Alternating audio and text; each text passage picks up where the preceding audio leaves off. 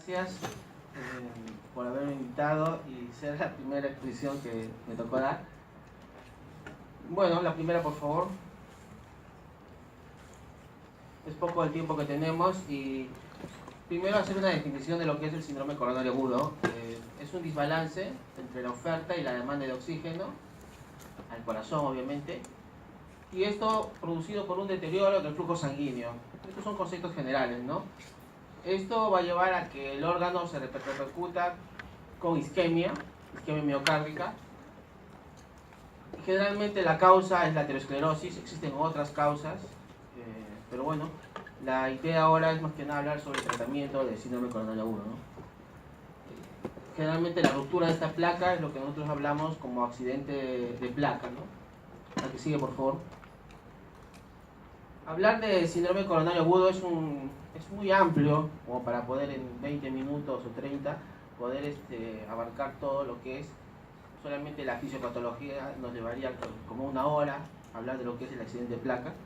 Entonces he tratado de ser lo más conciso y resumido y sobre todo enfocarme en lo que es la terapéutica, que es lo que me habían pedido, ¿cierto? Bueno, primeramente clasificarlo, eso sí es importante. Nosotros cuando hablamos de síndrome coronario agudo hablamos de el que cursa con elevación del segmento STT o el que cursa sin elevación del segmento STT. Cuando hablamos del primero, que es sin elevación a nivel, esto obviamente electrocardiográficamente, hablamos de la angina inestable y del infarto agudo de miocardio sin elevación del segmento ST. Y en el otro grupo, debido a la repercusión que tiene, hablamos del paciente que tiene IMA ST elevado, que lo conocemos habitualmente. Que sigue, por favor. Cuando yo hablo de angina de pecho, es importante definir que angina de pecho es una denominación al paciente que viene con dolor de pecho, ¿no? Un paciente que tiene dolor de pecho, existe ya, nosotros hablamos de una angina de pecho crónica estable, el paciente que presenta un dolor de pecho a esfuerzos habituales, por ejemplo, caminar 2-3 cuadras siente dolor opresivo, más de 3 meses de evolución, viene generalmente 1 año, 2 años con este síndrome, y luego está la angina de pecho inestable, que en eso me voy a centrar, progresiva, de reposo, prolongada, la angina variante de Prince-Metal o la angina post-infarto. Son estos los pacientes que muchas veces lo vamos a ver en el departamento de emergencia, ¿no? El paciente con angina de pecho crónica estable es el paciente que nosotros generalmente vemos en consultorio, ¿no? El paciente ya sabe, conoce su fisiopatología, sabe que al caminar 2-3 cuadras presenta dolor de pecho y calma con el reposo o bien con el uso de nitritos sublinguales. Pero ese paciente lo vemos en consultorio. El paciente que nosotros vamos a ver en emergencia va a ser el paciente con angina inestable, pudiendo ser cualquiera de estas variantes su forma de presentación. La que sigue. Bueno, un poco de estadística, ¿no? Es muy frecuente el síndrome sin elevación del STT, ¿no? Fíjense la incidencia que tiene, 3 cada 1000 habitantes. La mortalidad hospitalaria es más elevada, no mucho, el paciente que tiene supra-nivel del ST, un 7%, a los pacientes que tienen sin elevación del STT, 3-5%, mortalidad hospitalaria. Y a los 6 meses las tasas de mortalidad son similares, ¿no? 12 frente al 13%. Y la muerte a largo plazo es 2 veces superior a los 4 años entre los pacientes con supradesnivel del ST frente a los que tienen sin elevación del ST, ¿no? La que sigue, por favor. Bueno, y hay una herramienta que también es importante que conozcan, y me parece que ya desde los años de estudio de medicina, es la interpretación del electrocardiograma. Es un método que ya ha cumplido más de 100 años y sin embargo siempre existe el problema a nivel de los estudiantes de medicina que adolecen, y muchos médicos generales, en la interpretación de un electrocardiograma. Es tan sencillo y es importante conocer las derivaciones. Cada derivación se correlaciona con una cara del corazón. Eso es otra cosa importante que deben conocer, porque a veces existen cambios difusos en la repolarización. Estoy hablando a nivel del electrocardiograma, del STT, que somos interconsultados y nunca los cambios difusos corresponden a un problema, digamos, cardíaco coronario. Siempre son segmentarios, los problemas coronarios generalmente son segmentarios. Entonces nosotros cuando hablamos de derivación D2, D3 a BF, hablamos de cara inferior. Hablamos B5, B6, D1 y ABL, sabemos que es cara lateral, alta y baja. B1 a B4, anterosectal. Entonces, si un paciente viene con cambios en D1, D3 a BF y B4, no es coronario. No puede ser que tenga un paciente que esté normal, con una presión normal, no esté taquicárdico, no esté taquisnéico, y con esos cambios es imposible que tenga un factor coronario si no obedece a ese patrón que le digo de respetar las caras que tiene el corazón. Salvo que tenga una pericarditis, que es distinto, pero son cambios difusos con un supranivel del ST cóncavo. Y fíjense la sensibilidad, o sea, la capacidad de detectar enfermos es el 49% y la especificidad el 92%. Es importante esto porque la capacidad de detectar problemas coronarios aumenta muchísimo cuando el electrocardiograma se hace con el paciente con dolor. Muchas veces, cuando ustedes reciben al paciente en la emergencia, viene con dolor de pecho y no se le hace el electrocardiograma al ingreso. Es importante que ustedes prioricen eso porque nos da mucha información el electrocardiograma que se haga en ingreso con dolor de pecho que cuando se hace después que pasó el dolor de pecho. Cuando pasa el dolor, el electrocardiograma se normaliza, no nos sirve salvo para ver secuelas. Pero el monto isquémico que queremos ver en el momento del ingreso es importante el dolor, ¿no? Por eso es que se recalco los primeros 10 a 15 minutos de ese ingreso. Importante el electrocardiograma. Paciente que viene con dolor de pecho, el reflejo que tienen que tener ustedes siempre es háganle un electrocardiograma, ¿no? Que sigue, por favor. Bueno, y también acuérdense que existe un trípode, ¿no es cierto? El diagnóstico del paciente que tiene un cuadro coronario, está la clínica, está el electrocardiograma y está el laboratorio, ¿no? Y últimamente han aparecido marcadores bioquímicos. Estoy hablando específicamente de las troponinas. Hace años, cuando no estaban las troponinas, se hablaba mucho de la CPK, después su marcador miocárdico, la CPK-MB, aparecieron las mioglobinas, pero se ha generalizado el uso de la troponina, ¿no? Está la troponina I, la troponina T, que nos ayuda mucho como marcadores, sobre todo porque estratificamos eso. ¿Para qué me sirve? Para estratificar. Pero yo no voy a esperar, por ejemplo, una troponina para hacer un trombolítico. No, no se espera. Solamente con la clínica y con el electrocardiograma podemos actuar frente a un paciente con infarto, ¿no? La que sigue, por favor. Bueno, existen causas, ya yéndome directamente a lo que es troponinas, que pueden ser no cardíacas y que aumenten las troponinas, sí. Por eso es importante todo el contexto que ustedes tienen al paciente, ¿no? Fíjense, como primera causa está la ruptura de placa, el accidente de placa, o sea, la causa coronaria. Pero existen otras causas. Está la insuficiencia respiratoria, la anemia, el espasmo coronario, las vasculitis, la contusión cardíaca, la miocarditis, la insuficiencia cardíaca también puede producir. El ACV, mire, el accidente cerebrovascular también puede estar involucrado con elevación de la troponina, la enfermedad renal. Entonces, existen muchas causas que a veces aumenta la troponina y en el contexto del paciente que le pidieron troponina por un dolor de repente inespecífico, no les puede oscurecer a ustedes el diagnóstico de una troponina positiva. Siempre tiene que haber otro contexto, ¿no? ¿Qué factores de riesgo? El electrocardiograma, el examen físico, la historia del paciente, para que poder concluir si eso no es un cuadro coronario agregado o no, o forma parte de una elevación de enzimas en un contexto aparte, ¿no? La disección aórtica también, fíjense, también aumenta las troponinas. Bueno, la que sigue. ¿Qué es importante para nosotros la clasificación de un paciente con un síndrome coronario? Los cardiólogos, cuando evaluamos un paciente con un cuadro coronario, lo estratificamos en alto riesgo, moderado riesgo o bajo riesgo. Ese es nuestro enfoque, porque de acuerdo a eso vamos a actuar en cuanto a la terapéutica, ¿no? ¿Y riesgo de qué? Riesgo de mortalidad, riesgo de eventos mayores. Entonces, usamos el alto riesgo. Esto, bueno, es un tema ya antiguo, ya Braunwald lo describe desde la década del 90 y sin embargo ha permanecido, se han agregado valores de troponina ahora, pero tiene todavía vigencia. La historia, fíjense, síntomas isquémicos en las últimas 48 horas. Es importante, y sobre todo si esos dolores el paciente los tiene en reposo. Es distinto a que el paciente tenga un dolor a las 3 o 4 cuadras, 300 o 400 metros, si el paciente manifiesta dolor de pecho en reposo. Eso nos habla de gravedad.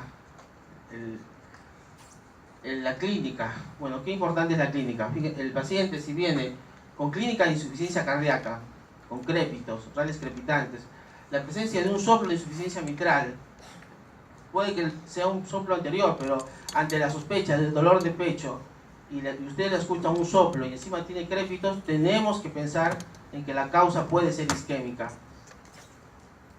Otra cosa, acuérdense que el corazón tiene una función de bomba. El paciente que venga con hipotensión arterial, pues, no está hablando de que un fracaso de bomba, que el territorio, el área isquémica es extensa, entonces está sufriendo a nivel de la circulación. Es otro marcador que nos tiene que llamar la atención. Dolor de pecho, hipotensión, crépitos al examen físico. Fíjense, todo con el examen físico. No necesitamos en este momento un electrocardiograma. Solamente con el examen físico podemos nosotros llegar a mucho. Y sobre todo estratificar el riesgo. Es alto riesgo. Este paciente me preocupa. Tiene alto riesgo de tener un evento súbito. Muerte súbita por una fibrilación auricular, o bien por ruptura cardíaca, complicaciones del infarto. Entonces, eso es lo importante, ¿no? Que con cosas simples, ustedes, todos nosotros podemos estratificar al paciente con un cuadro coronario. Entonces, el alto riesgo es importante, acuérdense eso, el alto riesgo, la clínica del paciente, revisarlo, está taquicárdico, la edad, y en el electrocardiograma, importante, cambios transitorios en el ST, mayor de 0.05. O que el paciente, fíjense, ustedes le hicieron un electro, en el momento que ingresó estaba sin dolor de pecho. A las 5 horas el paciente presentó un evento y alguien le dijo, hay que hacerle un electro. La enfermera, a veces la misma enfermera lo hace. Eso está bien. Y ustedes ven que en el electro tiene un bloqueo de rama derecha y en el electro previo, normal, el que ingresó no lo tenía. Un bloqueo de rama derecha. Acuérdense que las arterias que irrigan el corazón son las arterias coronarias. El hecho de que sea un bloqueo de rama derecha son ramas de las de His, que son principales de la arteria descendente anterior. Entonces, la oclusión es arriba, es una oclusión proximal, es una oclusión alta. Entonces, tenemos que abarcar esto porque sabemos que se nos viene el colapso. Viendo esos cambios, con dolor de pecho, es algo de alto riesgo, porque ese paciente, evidentemente, va al shock cardiogénico. Y la presencia de arritmia, ¿no? Arritmia ventricular. El paciente tiene taquicardia ventricular, para que exista arritmia es importante un sustrato, gatillo, ya tiene el sustrato que es la isquemia, se generan fenómenos, acuérdense que la fase de repolarización son 4 fases, y hay inestabilidad eléctrica. El potasio sobre todo genera la presencia de arritmias ventriculares, y la peor es la taquicardia ventricular. ¿Cuán importante es esto? Que en el año 60, en 1960, cuando se inauguran las unidades coronarias, lo que cambia drásticamente la mortalidad no es la aparición del trombolítico, porque el trombolítico aparece después, 10 o 15 años después. Lo que cambia la mortalidad y la creación de las unidades coronarias en el mundo es el hecho del desfibrilador. El desfibrilador es lo que cambia, porque los pacientes, acuérdense, el paciente con un infarto, el 50% muere en forma extrahospitalaria y solo el 50% es el paciente que llega al hospital. ¿Y de qué se muere el paciente con infarto en esa primera hora vital? Se muere de arritmias. Por eso es que cuando se crean las unidades coronarias en el año 60 en el mundo, es lo que cambia el concepto es la desfibrilación. Entonces ustedes tienen un paciente que ingresa con infarto, hay que monitorizarlo con sospecha de infarto, porque ese paciente les puede hacer arritmia ventricular. ¿Y qué lo salva? La cardioversión eléctrica. Pequeñas cosas que ustedes pueden ayudar y orientar muchísimo en esto, ¿no? Entonces, bueno, y después tenemos, obviamente, si este paciente dentro del alto riesgo, si tiene un tromboembolia de ingreso mayor a este valor, es un paciente que la conducta es distinta, ¿no? Este paciente tiene que ser estudiado en forma invasiva y para evitar un colapso o una muerte inminente, ¿no? La que sigue, por favor. Existe un riesgo intermedio, sí, existe un riesgo intermedio, la historia de infarto previo, que tenga enfermedad periférica, camino 50 metros, doctor, y tengo dolor en las pantorrillas, claudicación intermitente, tengo que parar, antecedentes de enfermedad cerebrovascular, fue operado o no, el uso de aspirina, siempre las características del dolor. No todo dolor de pecho, o dolor torácico es cardíaco. Tiene que tener características, relación con el esfuerzo, localización, irradiación, con qué calma, con reposo, con nitritos. No es el dolor que te viene a decir, doctor, siento como un rayo, me dura 5 segundos y se va. Ese no es dolor cardíaco nunca, puede ser un dolor cardíaco ese tipo, ¿no? Tiene un inicio progresivo, 2-3 minutos, permanece en el tiempo y se va también lentamente.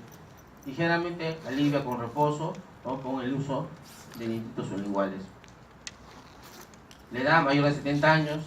Y bueno, acá los cambios que se ven ya no son en el STT, sino en la onda T. O si no, el hecho de que tengamos ondas Q, obviamente una onda Q patológica es aquella que tiene un ancho mayor de 0.04. Y los marcadores cardíacos moderadamente elevados, entre un valor entre 0.01 y 0.1 nanogramos por mililitro. El que sigue, por favor. Y el bajo riesgo, ¿qué paciente tiene bajo riesgo de eventos? Como le digo, de eventos cardiovasculares, es la angina progresiva de nuevo inicio en las 2 semanas sin ser prolongado y sin ser en reposo. Es importante, fíjense ese valor, si a ustedes les queda el hecho de que el paciente no hizo dolor en reposo. Por eso es que siempre cuando preguntamos, ¿usted en reposo hizo el dolor o caminando? Eso nos marca mucho. Son preguntas que cuando interrogamos al paciente enfocamos a eso, porque nos estratifica al paciente. Pequeñas cosas nos estratifican para ver la gravedad. El electrocardiograma, obviamente, con o sin cambios, pero durante el dolor. Un electrocardiograma que esté fuera del dolor nos ayudaría. ¿Para qué nos ayuda? Para ver si no hay secuelas de eventos anteriores. Pero para estratificar un paciente sin dolor no nos sirve. Tiene que ser hecho durante el proceso de dolor. Disculpen que sea interactivo en esto porque es importante por el paciente, ¿no? Bueno, y los marcadores sépticos normales. ¿La que sigue, por favor? Bueno, fíjense, en el año 94 ya Braunwald había hablado de esto y lo clasificó lo mismo: bajo riesgo, moderado riesgo y alto riesgo. Después se agregaron el tema de las tropominas. Es lo mismo en un cuadrito. ¿Qué sigue? Bueno, últimamente han habido clasificaciones de riesgo, ¿no? Del riesgo clínico, del riesgo de hemorragia y el riesgo de mortalidad. Para eso se usan scores, el TIMI, el GRACE, desde el punto de vista clínico, hemorragia, el CRUSEI, el ACUIT, el Horizon y en mortalidad el KILIT. Muchos de estos se pueden bajar en su celular y solamente ponen los datos que les pide y les dan como marcador de mortalidad. Que sigue, por favor. Por ejemplo, en el TIMI se hace una escala, una puntuación, cada uno vale un punto. Si el paciente tiene mayor de 65 años, si tiene 3 factores de riesgo, o sea, es hipertenso, tabaquista y diabético, tiene un punto. Tiene antecedentes de enfermedad coronaria, otro punto. Usó aspirina los últimos 7 días, desviación del ST, 2 eventos. Y de acuerdo a la puntuación, hablamos de bajo riesgo, riesgo intermedio o alto riesgo. Y estamos hablando con esto mortalidad. Mortalidad, fíjense los valores que nos da. Y esto que nos marca el interrogatorio, el electro y las troponinas. Ya tenemos un score, fíjense. Podemos predecir si nuestro paciente qué riesgo tiene de mortalidad, que es lo que nos interesa, ¿no? Estratificar. Nosotros en cardiología estratificamos mucho al paciente porque obviamente queremos evitar esto, ¿no? La mortalidad de él. La que sigue. El GRACE, otro score también, un poco más cositas pone, más números, y también bajo riesgo, intermedio o alto. Todo esto lo pueden bajar en su celular. Que sigue. Riesgo de sangrados, los pacientes son mayorcitos, tienen que recibir aspirina, hay que anticoagularlos, reciben trombolíticos. Existe riesgo de sangrado. Existe. Muchos de ellos, a veces nosotros podemos tratar la parte isquémica cardíaca, pero después en un porcentaje no especial nuestros pacientes debutan con un ACV hemorrágico. Existen escalas y el CRUSEI nos ayuda mucho en esto. Lo que sigue, por favor. Y el KILID es una clasificación funcional y esta no necesita electrocardiograma ni marcadores séricos. Simplemente al lado de la cama el paciente, revisándolo, haciéndole un examen físico, podemos ver y de acuerdo a eso nos da una mortalidad. No tiene RALES, es un KILID 1, 6% de mortalidad hospitalaria. Tiene signos de insuficiencia cardíaca, estertores y protección venocapilar en la radiografía de tórax, tiene una redistribución de flujo, o a la auscultación tiene un tercer ruido cardíaco, un KILID 2. ¿Qué nos habla un KILID 2? Fíjense, 17% de mortalidad. Todo está encarado a la función de bomba que tiene el corazón. Si se dan cuenta, la función de bomba repercute esto a nivel respiratorio. Corazón y pulmón, una sola unidad. Y entonces, en la escala nosotros podemos fijarnos en la auscultación y en los pulmones. Si el paciente ya tiene edema agudo de pulmón, la bomba ha fracasado, la mortalidad es altísima, fíjense, arriba del 30%. Y si además de eso se agrega la hipotensión, es decir, el paciente tiene shock cardiogénico, la mortalidad es cercana al 81%. O sea, este paciente, el 81% se nos muere en su internación hospitalaria. Y esta estratificación la sabemos en el momento del ingreso. Ustedes mismos la pueden hacer. El KILID, ¿cuánto nos aporta? ¿Cuánto nos sirve en la evaluación de nuestro paciente? ¿Que sigue, por favor? Bueno, voy a hablar en forma general del tratamiento también. Clásicamente usamos aspirina, nitroglicerina, morfina para los pacientes con la aspirina siempre dosis de cargas o endovenosa. No tenemos nosotros en el Perú endovenosa, entonces usamos, puede ser masticable, sublingual, y la nitroglicerina que puede ser sublingual o bueno también endovenosa que sí tenemos. Oxígeno, el paciente satura menos del 90%, su cánula o su bolsa de reservorio de acuerdo a la evolución. Que sigue, por favor. Bueno, y en forma general, ¿no? Yo les quise poner acá algo, sobre todo para los chicos que estaban empezando. Las dosis, eso lo pueden encontrar en cualquier lado, sobre todo oxígeno. El manejo del dolor, importante, la ansiedad del paciente. Sabe, se da cuenta que tiene algo grave, por más que digamos que es un problema que va a pasar, sabe toda la sintomatología. Hay una sensación de muerte que el paciente la expresa con su ansiedad, con su tensión. Y bueno, en cuanto al manejo con betabloqueantes y calcioantagonistas, se lo he puesto porque si el paciente tiene indicaciones específicas, y bueno, las vamos a ver, inhibidores de la enzima convertidora, a veces balón de contrapulsación, obviamente la terapia antiplaquetaria, y claro, nosotros acá contamos también con la terapia de repercusión, es decir, con la terapia endovascular. ¿Qué sigue, por favor? Por ejemplo, me fui directamente, me salté a betabloqueantes porque bueno, la mayoría ya maneja el tema de aspirina, el tema de los antiagregantes, los anticoagulantes, oxígeno. Y el betabloqueante es muy importante administrar en las primeras 24 horas en ausencia de contraindicaciones. ¿Por qué? Porque reducen, fíjense, hasta un 40% la mortalidad, ¿no? Con infarto de miocardio, con o sin elevación del segmento CT. Pero hay que tener en cuenta esto, ¿no? Que el paciente no tenga signos de insuficiencia cardíaca. Eso es importantísimo, que no tenga signos de bajo gasto, pues bueno, obviamente el shock cardiogénico, que en el electrocardiograma no tenga un bloqueo de primer grado, un PR, fíjense, mayor a 240, o lo demás, ¿no? Segundo, tercer grado, que no sea asmático, ¿no? O que tenga hiperreactividad bronquial, o también que tenga claudicación intermitente, son contraindicaciones. Pero nos sirve mucho, fíjense, porque esa reducción de la mortalidad. Si no tiene ninguna de esas contraindicaciones, el betabloqueante, generalmente el selectivo, metoprolol, atenolol, bisoprolol, son los que generalmente usamos nosotros. Y bueno, que sigue, por favor.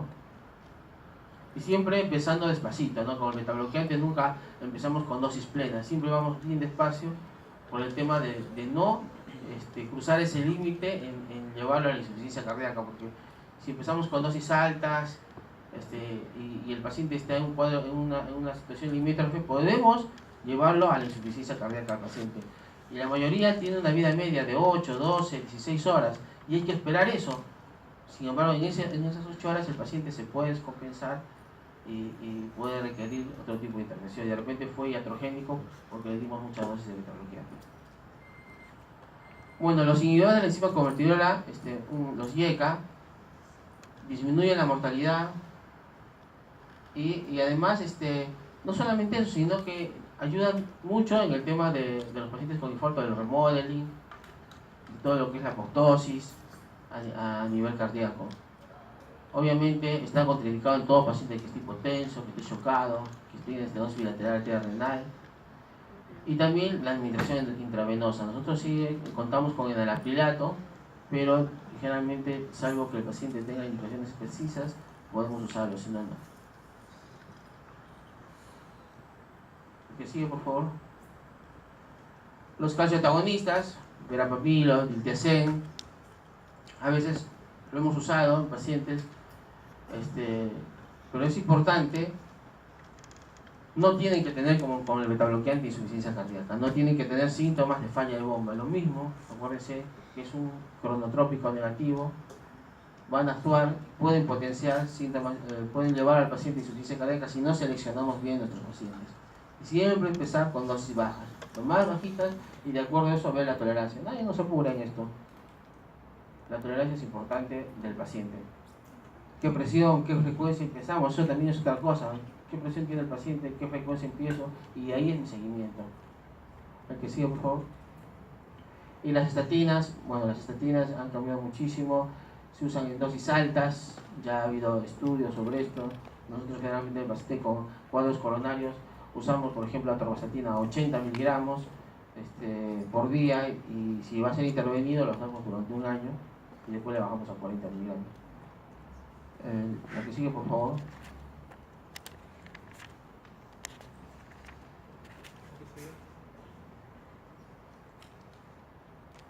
Bueno, algunos estudios que avalan el tema de la atorvastatina a dosis altas. Aquí sigue.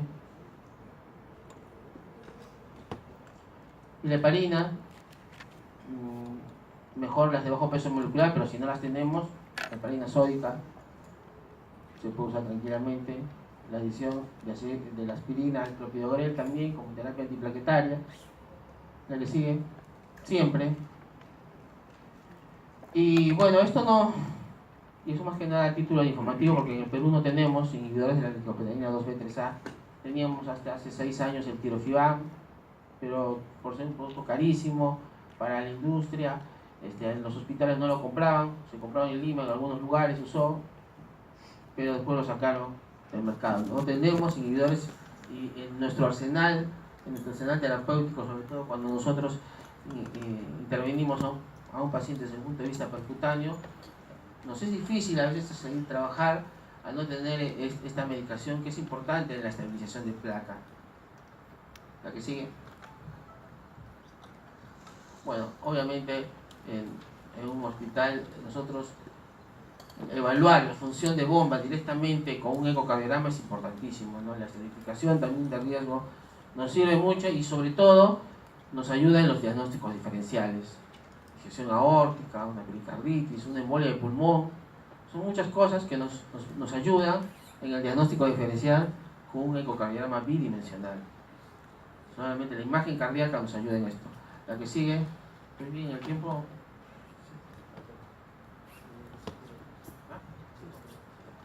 ¿Podemos poner la...? Sí.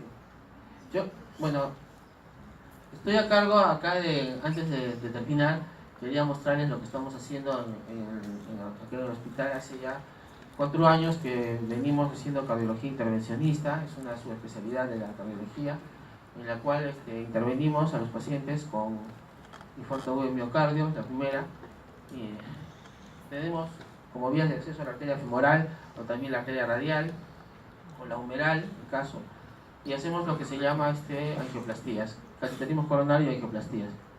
Acá este es un paciente que hicimos, que entró con infarto de cara anterior, lo que ustedes ven, tengo un puntero, ¿no?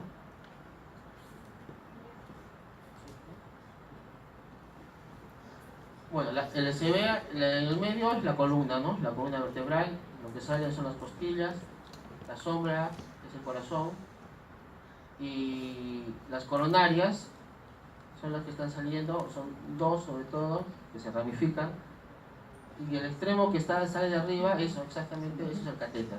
Tiene un diámetro de 2 milímetros, el catéter, y hemos ingresado por vía radial, exacto. Acuérdense que la arteria radial se continúa con la arteria humeral, arteria subclavia, la subclavia, tronco arterial brachiocefálico, callado aórtico. Entonces, a través del callado aórtico ingresamos a lo que es la aorta ascendente. Si fuera una vía femoral, veríamos el catéter que sube por la aorta torácica, abdominal y torácica, se vería en el medio de la columna vertebral. La que sigue, por favor. Next. No. Arriba. Permiso, next. No. Abajo. Next.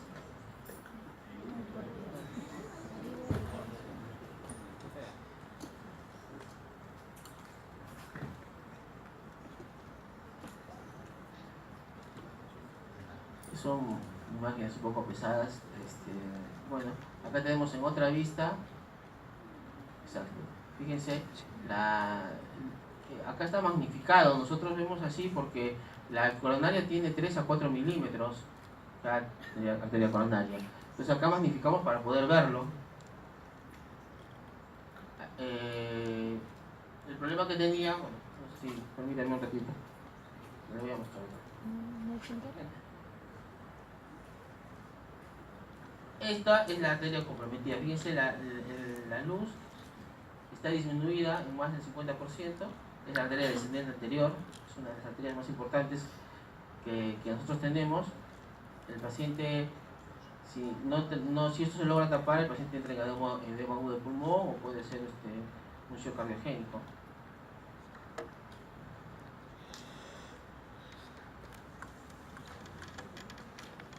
Primero hacemos estudios en varias tomas, hacemos diferentes proyecciones para estudiar el mejor ángulo para poder ingresar.